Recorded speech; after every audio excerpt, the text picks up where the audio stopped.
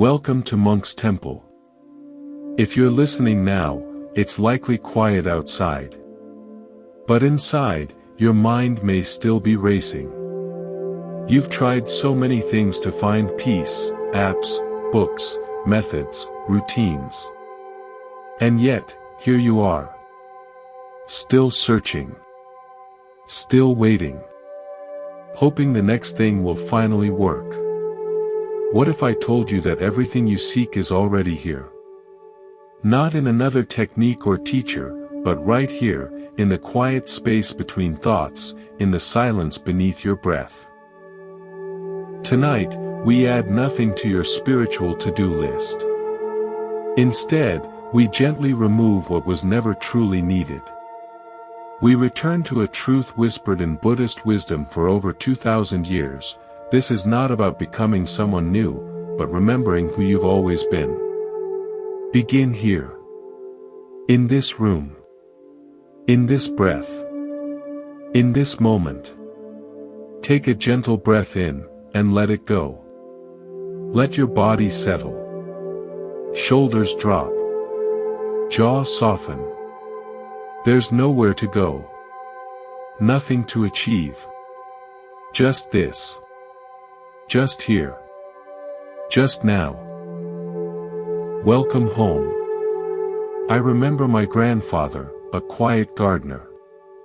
Each morning, he'd stand in his garden with tea and just look. As a child, I thought he was staring at plants. Later, I understood. He wasn't looking at anything. He was simply seeing.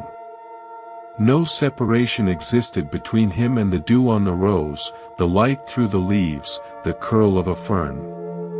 He was home. He had never left. We spend our lives searching for that feeling. We call it peace, purpose, enlightenment. We imagine it's a destination reached after enough books, meditation, or retreats. Buddhism offers a radical twist. The peace you seek is not the journey's result, but the very ground you're standing on. The journey is an illusion of the thinking mind, always leaning into the next moment, missing the profound completeness of this one. Imagine sailing on a lake, searching for water. You look overboard, sail to new corners, buy maps, ask sailors where the best water lies. All the while, you float in it.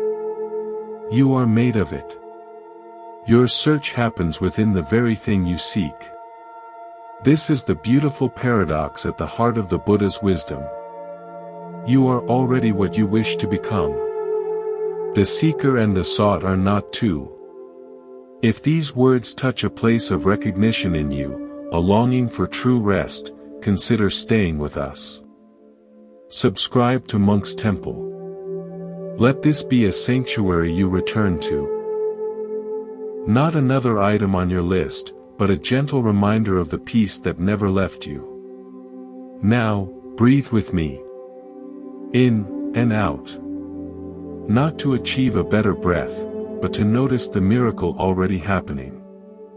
The body breathing itself. Life living itself.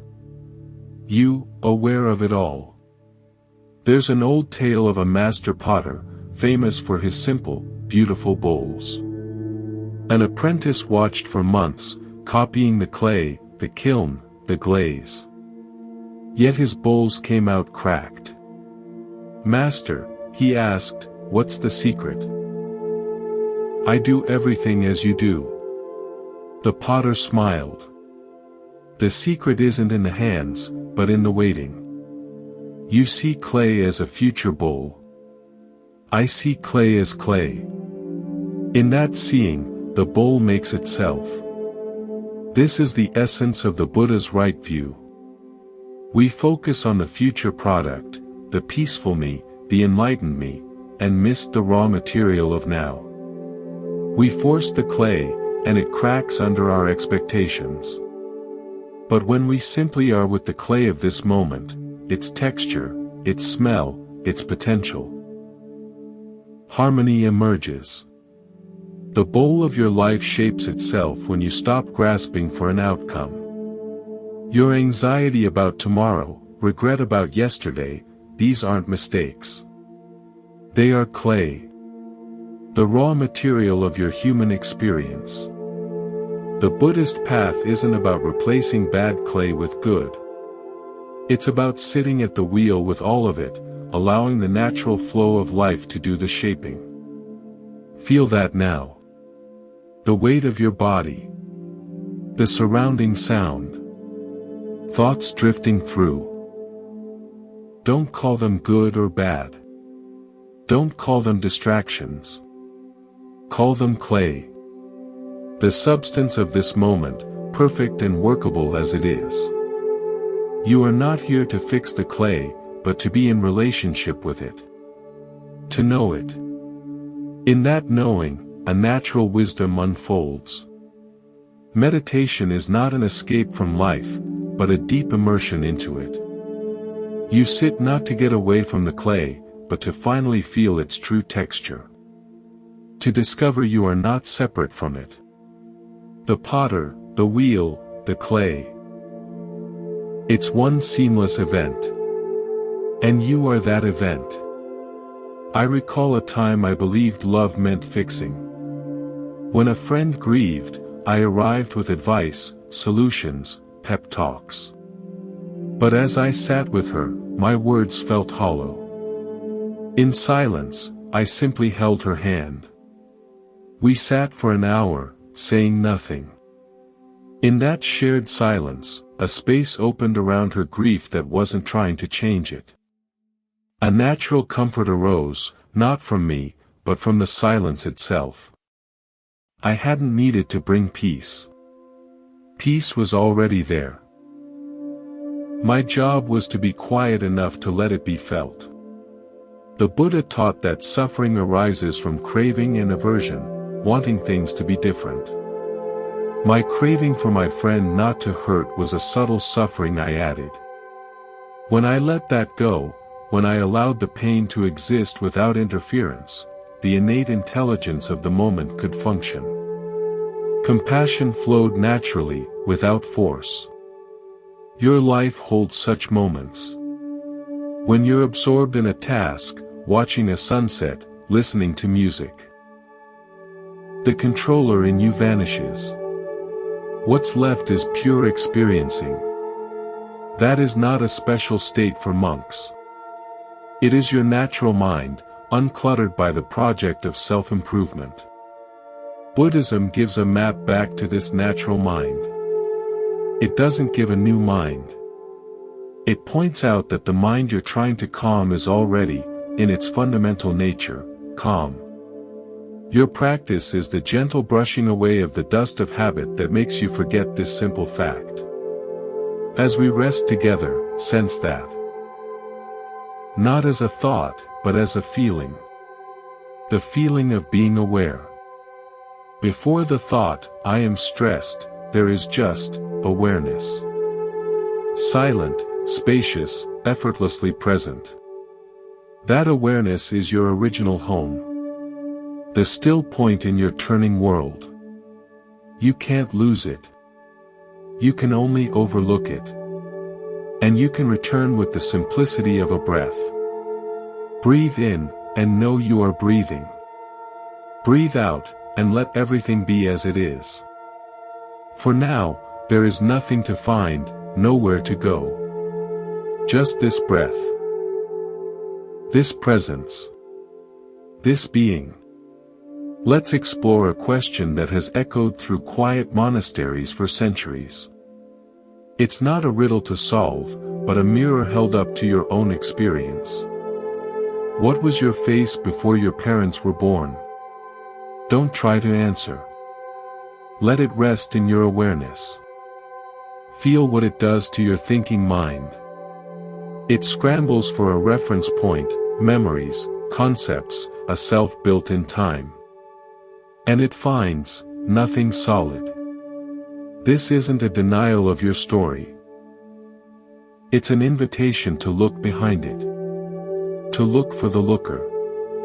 Try this now. Recall a current worry. Feel its weight. Now, ask gently, where, exactly, is this worry? Can you point to it? Is it in your head? Your chest? What color is it? What shape? Look closely. You'll find sensations, tightness, warmth, vibration. You'll find thoughts, images, words, stories. But the worrier, the solid me that has this worry, can you locate it? This investigation is at the heart of Buddhist insight. The Buddha didn't teach theories about the soul or self. He pointed to direct experience. He invited people to see for themselves the nature of what they called me. In the ancient language, this is anatta, often translated as no self. It's not a nihilistic claim that you don't exist. It's a practical discovery. The self you take yourself to be is unfindable as a permanent, separate thing. It's a process, a flow of conditions, like a river that is never the same water twice. I remember a woman at a retreat, overwhelmed by social anxiety. It feels like a cage around me, she said. The teacher asked, can you find the bars of the cage? Show them to me. She closed her eyes, searching. She felt the rapid heartbeat, the tight throat, the thought, they'll judge me. But solid bars? A locatable cage? She couldn't find one. It's more like a fog, she said, surprised. It's everywhere and nowhere. That was the beginning of her freedom. The anxiety didn't vanish, but its power as a solid, defining prison began to dissolve. She saw it as a passing weather pattern in the sky of her awareness, not the sky itself. The great Zen ancestor Bodhidharma was asked by an anguished seeker, my mind is not at peace. Please pacify my mind. He replied, bring me your mind, and I will pacify it. The seeker looked inward, searching for this troubled thing called my mind. He found thoughts, feelings, sensations. But a single, graspable mind? He could not find it. I cannot find it, he admitted. Bodhidharma said, there. I have pacified it for you. Your peace isn't the absence of trouble. It's the recognition that the you, who can be troubled is itself a fleeting thought, appearing in the boundless peace of your true nature. You are the sky, not the weather. This understanding can feel unsettling at first. We're deeply attached to our self-story, our roles, our history, our personality. But this teaching is ultimately a profound relief. It means you are not the limited, flawed character you've been believing yourself to be. You are the vast awareness in which that character appears. You are the canvas, not the painting. Let me share another story, this one from a friend who is a woodworker. He told me about the moment he finally mastered dovetail joints. For years, he would measure, mark, cut with intense precision, yet the joints never fit perfectly. He'd get frustrated, force them, and often split the wood. One afternoon, tired and almost giving up, he stopped trying so hard. His mind grew quiet. His hands, moving from years of practice, seemed to know what to do without his conscious direction. He wasn't doing the joint anymore. He was simply present, and the joint was being made through him. The final pieces slid together with a whisper, a perfect fit. He realized his previous struggle came from a self that was trying to control the outcome. When that self got out of the way, the innate intelligence of his skill and the wood itself could collaborate perfectly. This is a metaphor for your entire life. When you operate from the small, controlling sense of self, the me that's trying to be secure, loved, successful. Life feels like a constant struggle, like forcing a joint that doesn't fit. But when you relax into awareness itself, life begins to flow. Actions happen, decisions are made, but they arise from a place of wholeness, not from a sense of lack. This is what the Buddha meant by acting from right understanding. It is action without the sting of a separate actor. So, what is this awareness? It's what's knowing these words right now. It's what hears the ambient sounds in your room. It's what feels the air on your skin. It's not a thing you possess. It is the essential quality of your being. It has no age, no gender, no history. It was present when you were a child, and it is present now. It is the one constant in a lifetime of change. The practice, then, is not to build this awareness, but to notice it. To rest in it. To become familiar with this background of all experience. In the beginning, your attention will be pulled back to thoughts, to stories, to the familiar drama of me. That's okay. Each time you notice you've been lost in thought, you have a precious opportunity. That moment of noticing is awareness recognizing itself.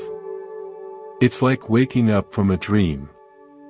Don't criticize yourself for dreaming.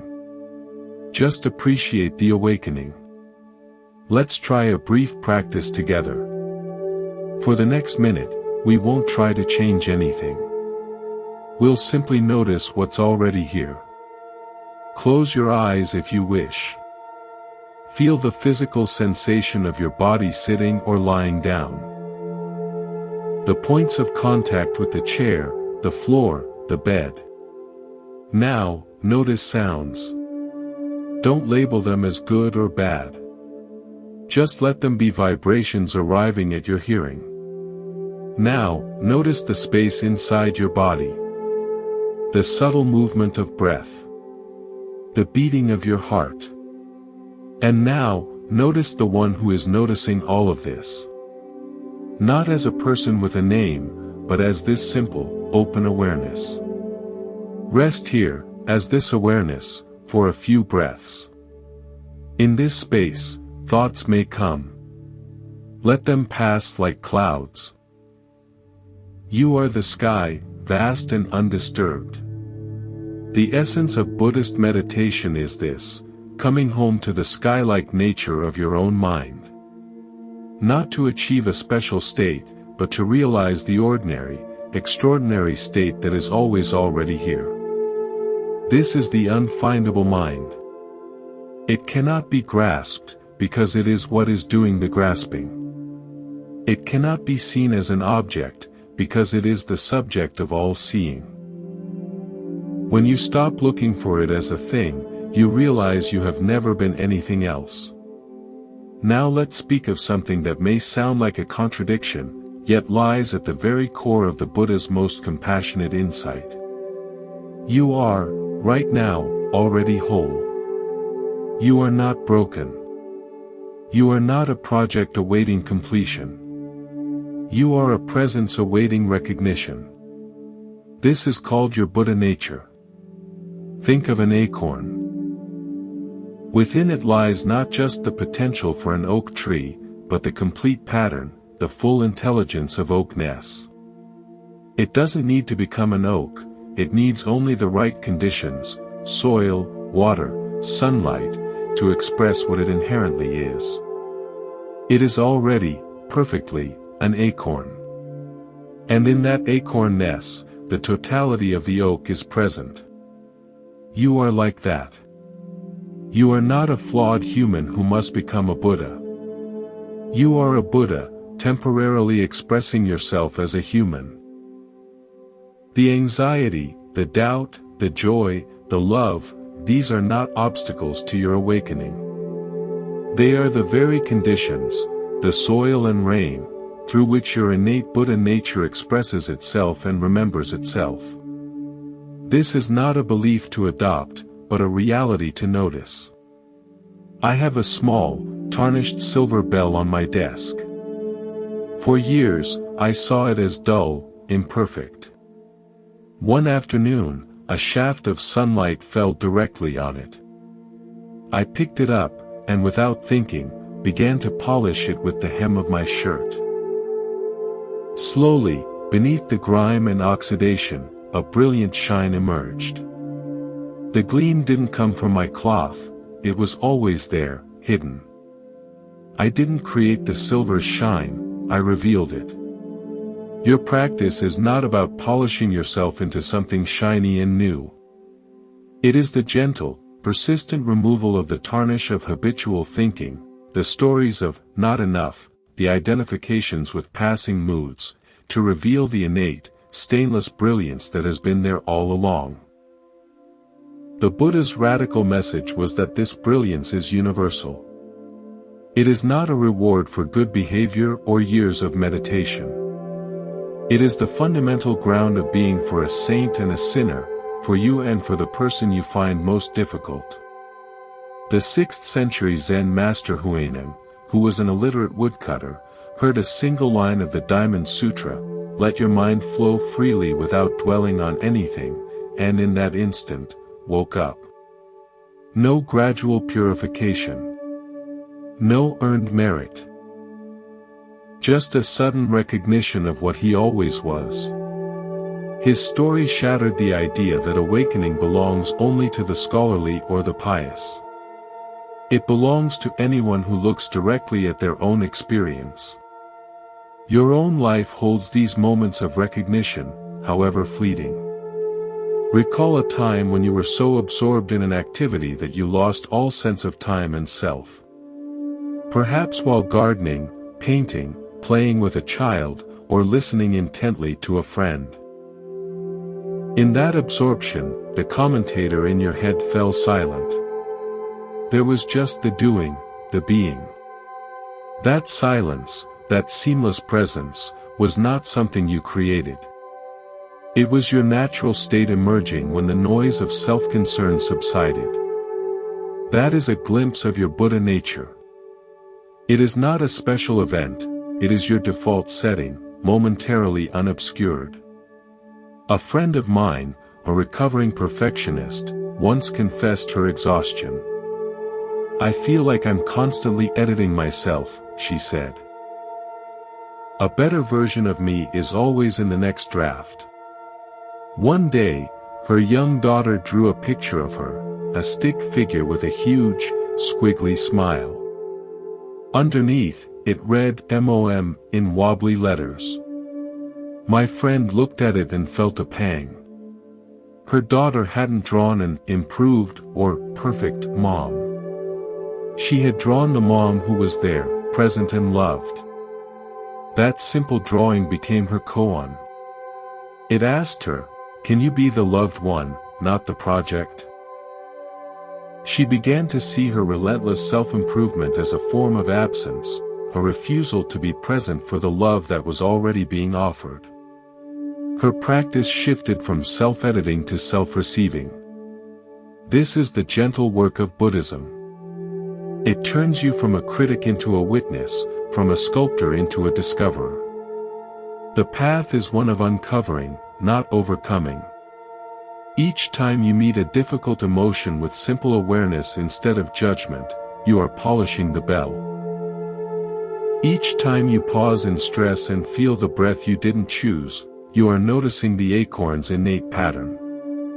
You are not cultivating a quality called mindfulness. You are remembering the mindful, aware nature that is your essence. This understanding changes everything about practice. You don't meditate to get peaceful. You meditate because your true nature is peace, and sitting quietly is how peace sits. You don't practice compassion to become a kind person. You practice because your true nature is compassion, and kind acts are how compassion moves in the world. The action comes not from a sense of lack, "I am unkind, so I must be better," but from a sense of fullness, "Kindness is what I am, so let it flow." So, how do you touch this? Not by striving, but by softening. Not by adding knowledge, but by subtracting assumptions. Let's try a simple resting. For a moment, drop all ideas of who you are. Your name, your history, your roles, your achievements, your failures. Let them fall away like old coats. What remains? Don't answer with words. Just feel. Feel the aliveness in your hands. The warmth or coolness of your skin. Feel the space inside your chest rising and falling with breath. Now, feel the awareness that is knowing all of this. That aware, vibrant presence, prior to any story, is your Buddha nature. It is untouched by what it knows. It knows joy without being joyful. It knows sorrow without being sorrowful. It is the mirror that reflects everything perfectly but is stained by nothing. Rest as that mirror. Even now, thoughts and sensations are reflections passing across its surface. You are the clear, reflecting space itself. This is your home base. This is what the Buddha pointed to. You can return here in any moment, with the simplicity of a breath. You are not arriving somewhere new. You are remembering where you have always been standing. The treasure was never buried. It is the ground under your feet. There is a powerful and often misunderstood teaching in Zen that we must now approach. If you meet the Buddha on the road, kill him. At first hearing, it sounds shocking, even violent.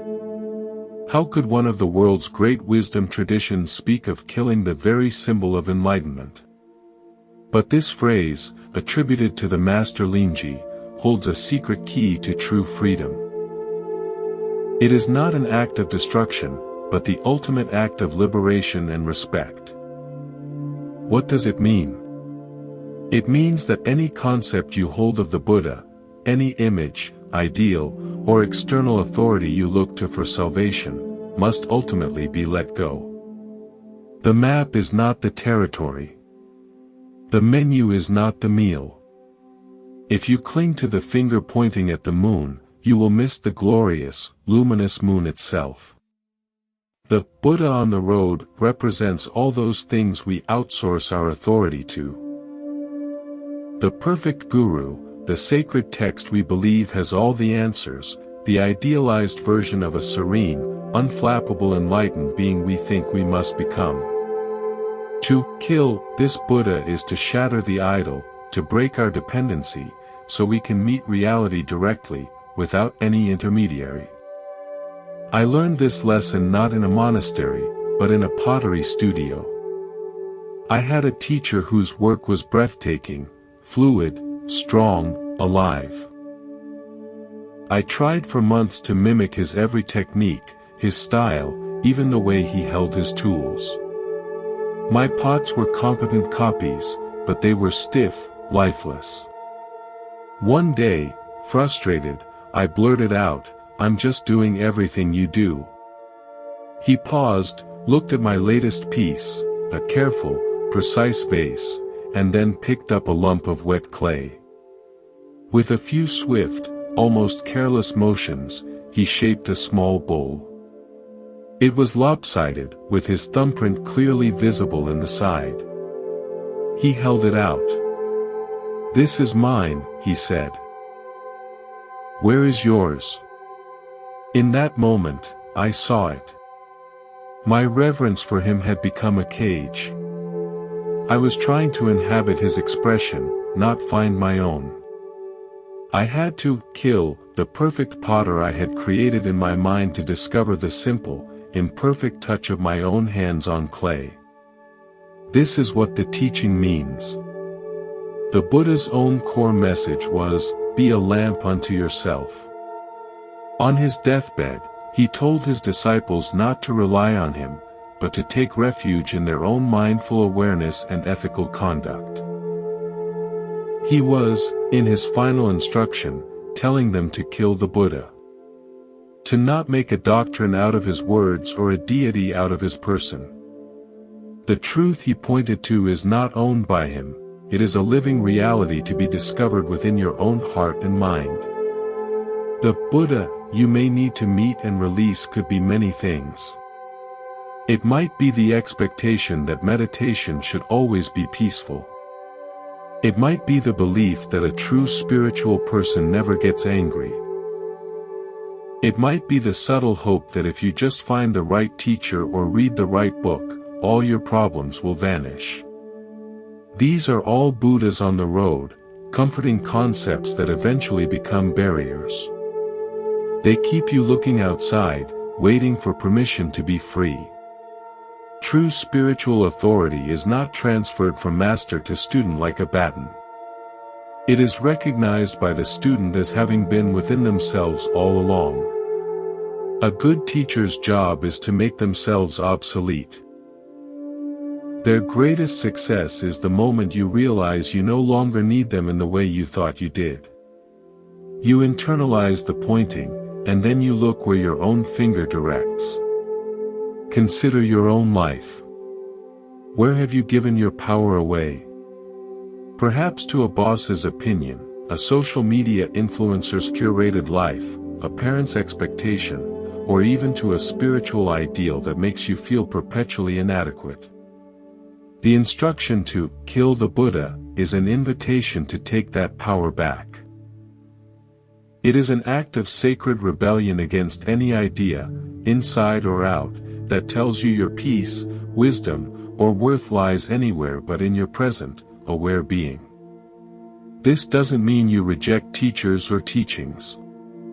Gratitude and respect are natural and beautiful. It means you stop confusing the pointer with the destination. You learn from the teacher, but you don't make a home in their shadow.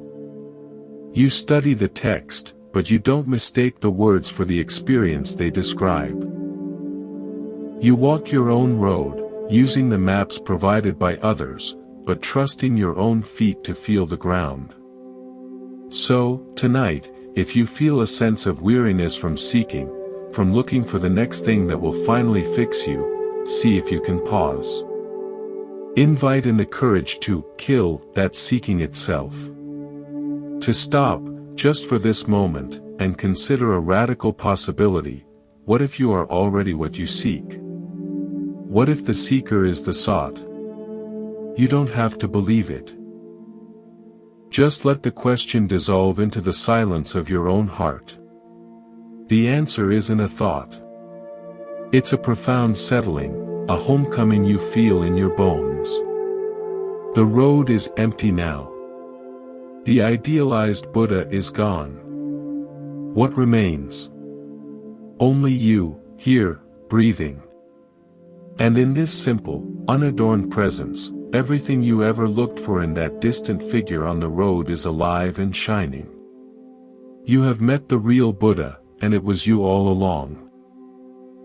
Let us now turn to a practice of profound simplicity, one so basic that the mind often overlooks its depth. It is the practice of just sitting. In Japanese Zen, it is called Shikantaza, nothing but precisely sitting. This is not sitting to achieve calm, to gain insight, or to reach a special state. It is sitting with no goal whatsoever. It is the purest expression of the art of subtraction. Imagine a pond surface on an utterly still day. When you are trying to meditate, trying to be peaceful, trying to stop thoughts, it is like dropping pebbles into that pond. Each effort, each intention, creates ripples. Shikantaza is the practice of not dropping pebbles.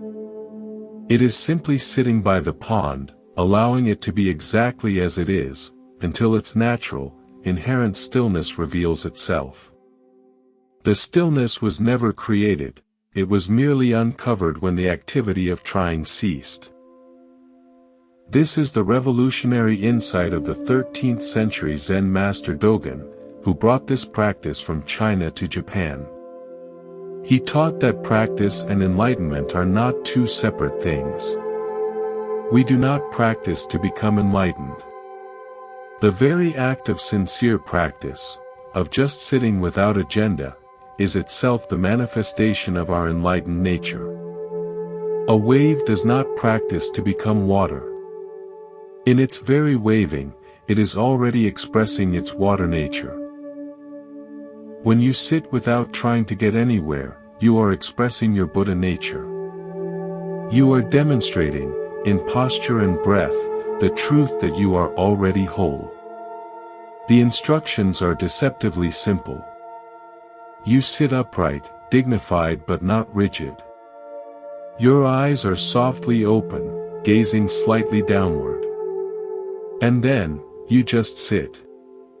Thoughts come, let them come. Thoughts go, let them go. Sounds arise, let them be. Discomfort emerges, feel it. There is no good meditation or bad meditation. There is only this moment of sitting, complete in itself. The goal is not to have a quiet mind. The goal is to have no goal. In that aimlessness, something profound settles. I learned about this not from a Zen master, but from watching an old cat. This cat would find a patch of sunlight and settle into it. There was no fidgeting, no planning, no looking around for a better spot. It would simply melt into the warmth and the moment. Its body was completely at rest, yet vibrantly alive.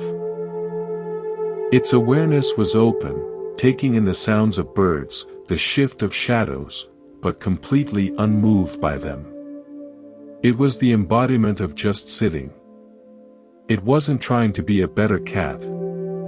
It was fully, utterly, being cat. Our practice is to remember how to be that fully, utterly human, not through doing, but through being. When you try Shikantaza, you will quickly see the habits of the goal-oriented mind. It will say, is this it? Am I doing it right? Shouldn't I be feeling something? This is the noise of the seeker, the pebble slinger. The practice is to notice that noise without following it, without believing it, without trying to make it stop. You simply return to the physical sensation of sitting. The weight on the cushion. The alignment of the spine. The air moving in and out. You aren't watching your breath, you are the breathing. You aren't observing your body, you are the sitting. A woman once told me of her frustration with this practice. I sit, and all I see is my own restlessness. My mind is a riot. I asked her, who sees the riot? She paused. Well, I do. I asked, and is the one who sees also restless? She thought for a long moment. No, she said slowly. The seeing is quiet. That was her discovery. The awareness that knows the restless mind is itself not restless. By trying to fix the riot, she was missing the peaceful space in which the riot was occurring.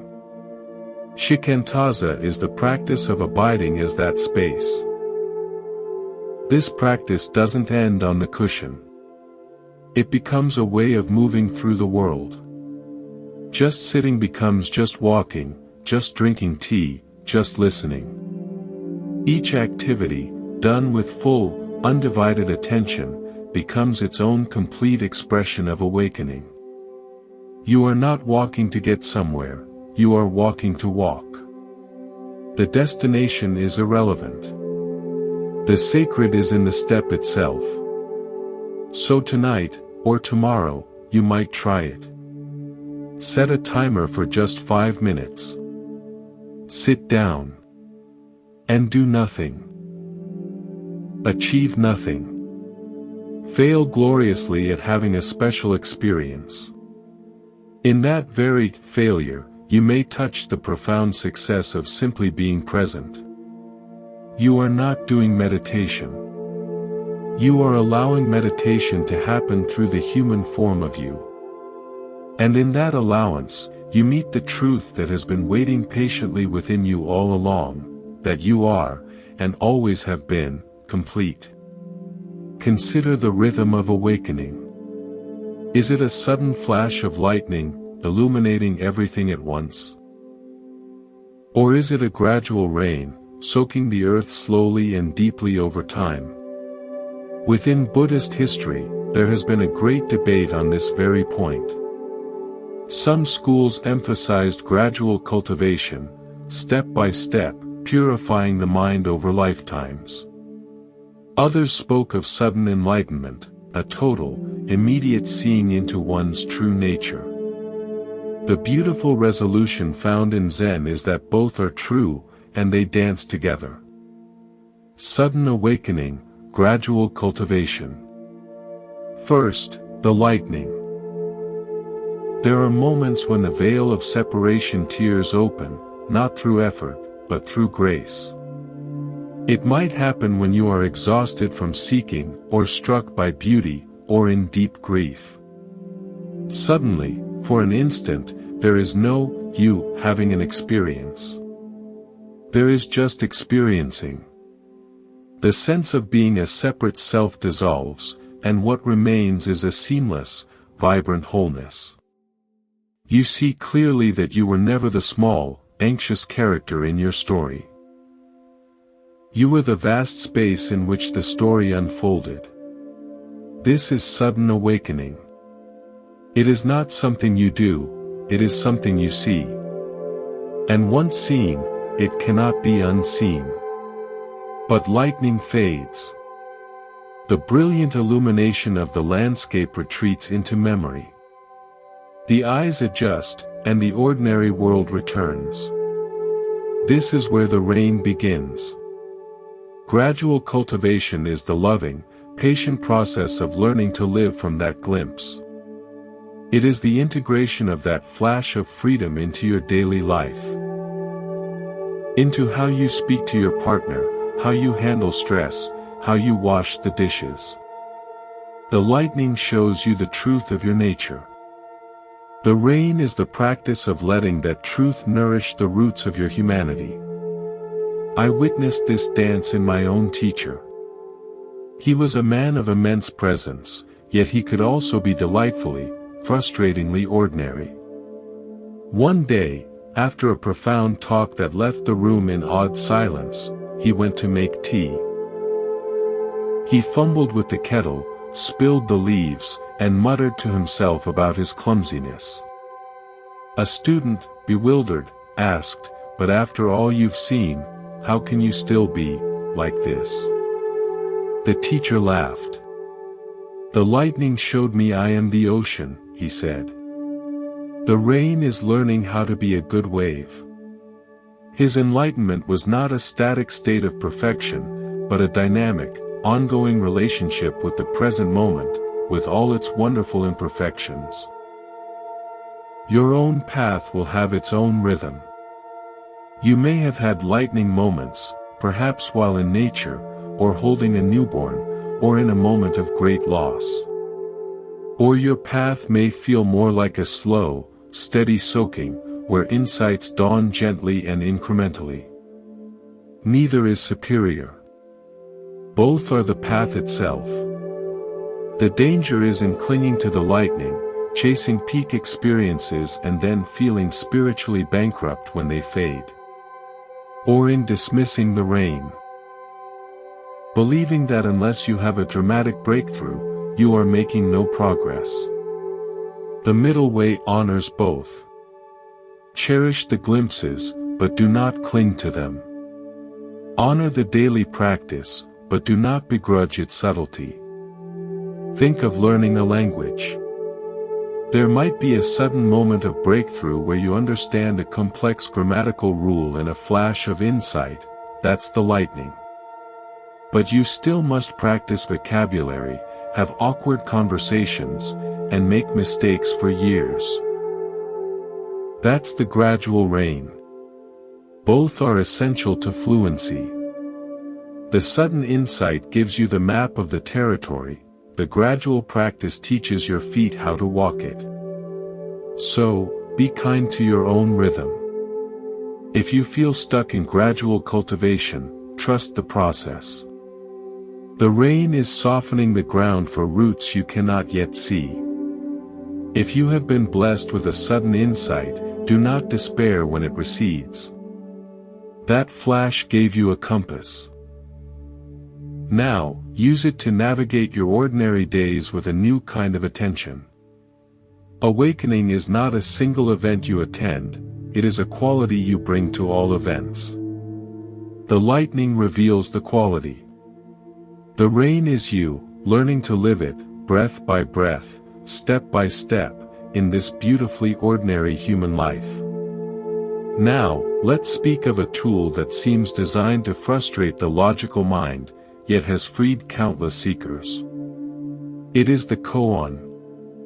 A koan is not a riddle to be solved with intellect. It is a question that, when held properly, short-circuits our habitual thinking and pushes us into direct experience. The most famous might be, what is the sound of one hand clapping? Your thinking mind hears this and stumbles. It tries to invent an answer, silence, the sound of air, a metaphor. But the koan is not asking for an answer. It is asking you to become the question, until the questioner dissolves. Consider another, what was your original face before your parents were born? This isn't a question about your physical features or genetics. It points directly to your true nature, prior to any story, any identity, any concept of me. The mind cannot answer it, because the mind is made of stories and concepts. To truly meet this koan, the mind must grow still, and a different kind of knowing, a recognition, must arise from a place before thought. I knew a man, a brilliant lawyer, who took up koan practice. He was used to winning arguments, to logic, to being right. His teacher gave him the koan, mu. It is a single syllable, often translated as no or nothing. The lawyer wrestled with it for months. He researched its history, its philosophical implications, wrote essays on its meaning. Every time he met with his teacher, he presented a new, intricate interpretation. Every time, the teacher would simply say, no. Not that. The lawyer grew more frustrated, more desperate to be right. One afternoon, after another rejection, he sat in the garden in utter defeat. His intellect had nothing left to give. In that exhaustion, as he watched a leaf drift from a tree, something broke open. A sound escaped him, not a word, but a raw, spontaneous utterance from the gut, moo. In that moment, he wasn't thinking about moo. He was mu. He wasn't separate from the leaf, the garden, the sound. The barrier between knower and known vanished. He had not solved the koan. He had become one with it. This is the function of the koan. It is a pressure cooker for the self. It takes your thinking mind, your greatest tool for navigating the world, and brings it to a point where it is utterly useless. In that breakdown, a deeper intelligence, an intuitive wisdom, is revealed. It's the intelligence that knows how to breathe, how to heal a wound, how to laugh at a joke. It is pre-verbal, direct, and profoundly intimate. You don't need a formal Zen practice to work with a koan. Life presents them to us all the time. How can I be happy when I'm in so much pain? Who am I, really, beneath all my roles? What is this? These are living koans. When we try to answer them with old stories and strategies, we often find only more confusion. But when we can hold the question without demanding an immediate answer, when we can let it sit in our heart like a smooth stone, it begins to work on us. It polishes our awareness from the inside. So, here is a koan for you to carry, not to solve. Who is listening? Right now, as you hear these words, who is the listener? Is it your name? Your personality? Your collection of memories? Look directly. When you try to find the listener, what do you find? Perhaps you find attention itself, awareness itself, open, spacious, and without a label. This is not an answer to hold in your mind. It is a reality to notice, again and again. Whenever you remember, ask softly, who is listening, and then fall silent, and look. Not with your eyes, but with your whole being. This practice cuts through the clutter of self-concern. It brings you back, instantly, to the freshness of the present moment, where the separate listener has not yet been constructed. It is a direct path to the unfindable mind, to your Buddha nature. The koan is not a barrier, it is a doorway. And the key is not cleverness, but a sincere, heartfelt not knowing. When you can rest in that not knowing, all answers arise, not as thoughts, but as life itself, living through you. Let's explore how the profound simplicity of Zen insight didn't just stay on the meditation cushion. It flowed out into everyday life, transforming ordinary actions into sacred arts. In Japan, this spilled into the tea ceremony, flower arranging, calligraphy, gardening, and even the way of the sword. This is where enlightenment takes off its robes and puts on an apron. It becomes practical, aesthetic, immediate. This philosophy birthed an aesthetic known as wabi-sabi, finding profound beauty in imperfection, impermanence, and simplicity. A cracked bowl, repaired with gold lacquer, becomes more beautiful for having been broken. The fleeting cherry blossom is more precious because it will soon fall. This isn't about celebrating decay, but about honoring the truth of transience. It's a deep bow to the fact that nothing lasts, nothing is finished, and nothing is perfect. And in that very truth, there is a heartbreaking and liberating beauty. I have a friend, a master gardener, who taught me this. For years, I admired his perfect, manicured English garden. Then one autumn, a storm tore through, breaking branches and flattening flowers. I went over, expecting to find him distraught. Instead, he was walking slowly through the wreckage with a cup of tea, a small smile on his face. "Look," he said, pointing not at the damage, but at the pattern of fallen leaves against dark, wet earth. "You can't plan this." He left most of it as it was. The following spring, that part of the garden was wilder, more vibrant, and more interesting than any carefully planned bed. He had learned to collaborate with chaos, to see the storm not as an enemy, but as a co-artist. That is wabi-sabi in action, seeing the beauty in the unplanned, the broken, the wild. The tea ceremony, or shinoyu, is perhaps the ultimate expression of this. It is not about drinking tea. It is a choreography of presence. Every movement, the folding of the cloth, the whisking of the matcha, the way the bowl is turned, is performed with utter mindfulness and reverence. The ceremony embodies Ichigo Ichii, one time, one meeting. This gathering, this shared moment, will never happen again. Each cup of tea is a unique, unrepeatable communion. It trains the mind to meet this moment, with these people, in this way, as if it were the only moment that ever existed. You don't need a tea room to practice this. You can bring this spirit to your kitchen. Try making your next cup of coffee or tea as a miniature ceremony. Move slowly. Feel the weight of the kettle.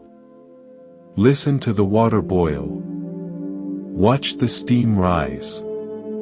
Smell the grounds or leaves. Pour the water with care. When you drink, just drink. Taste fully.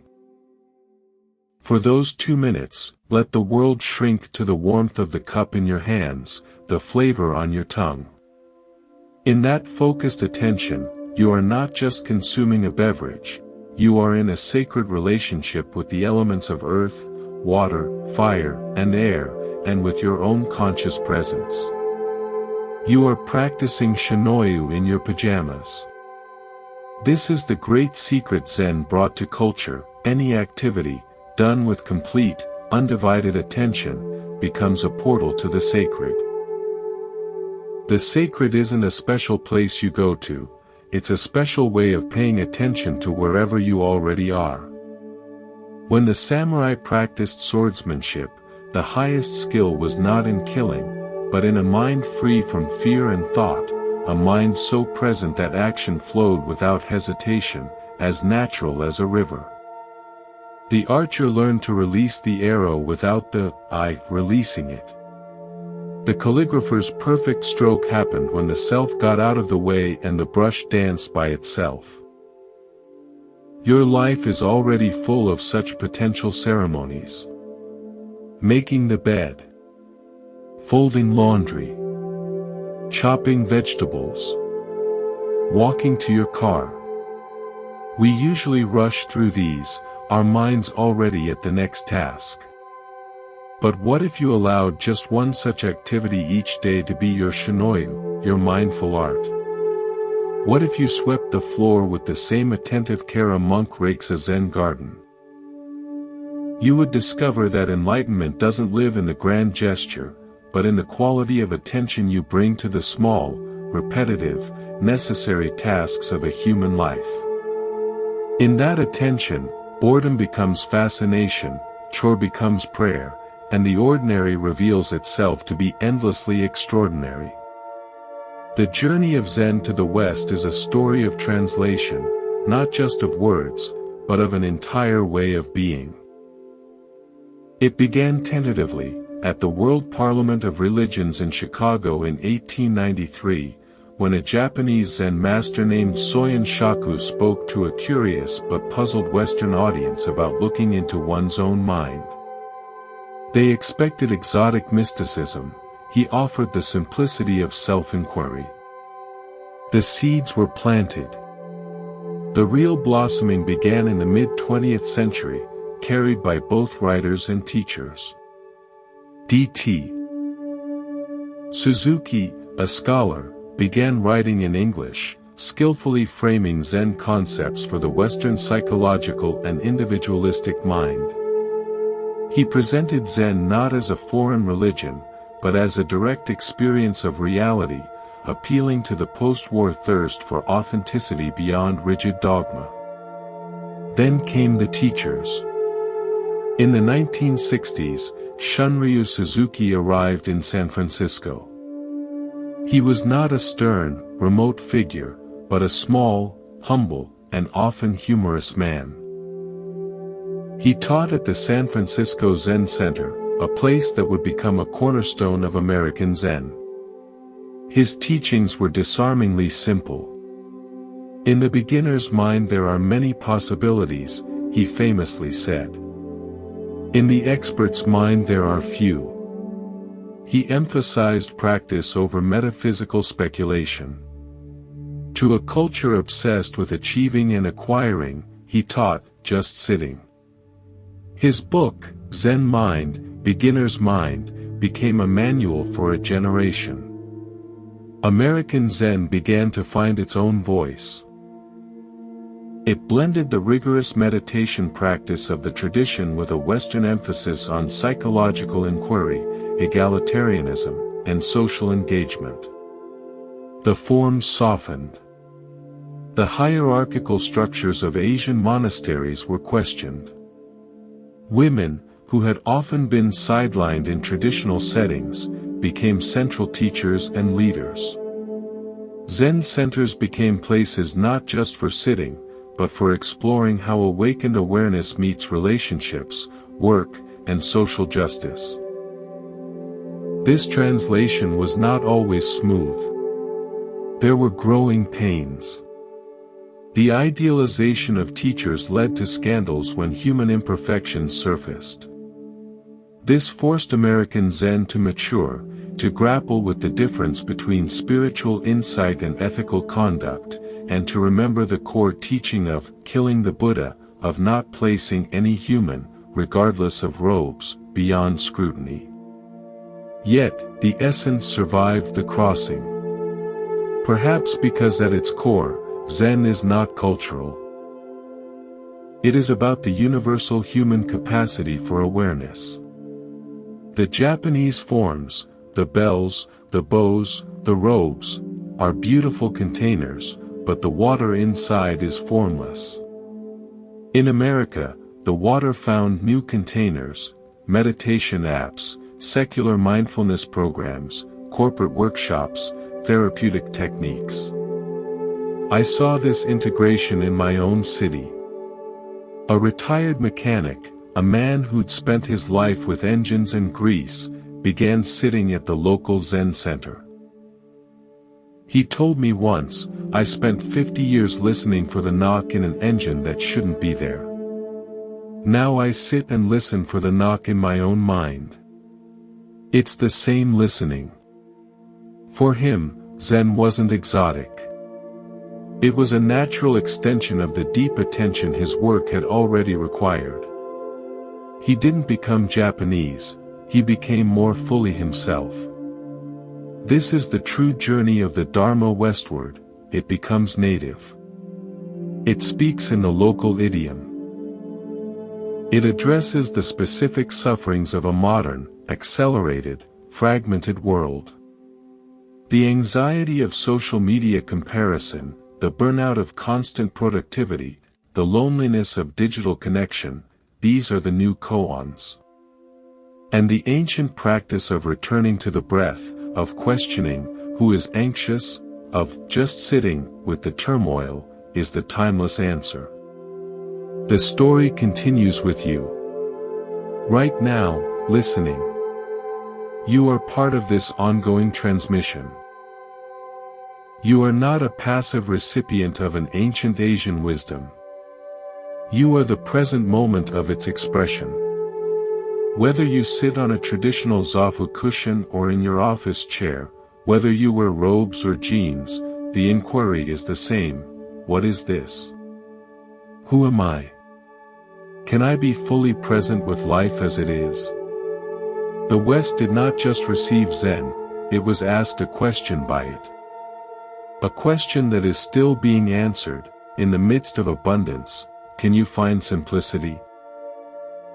In the pursuit of happiness, can you find contentment in just being? In the noise of opinions, can you hear your own true voice?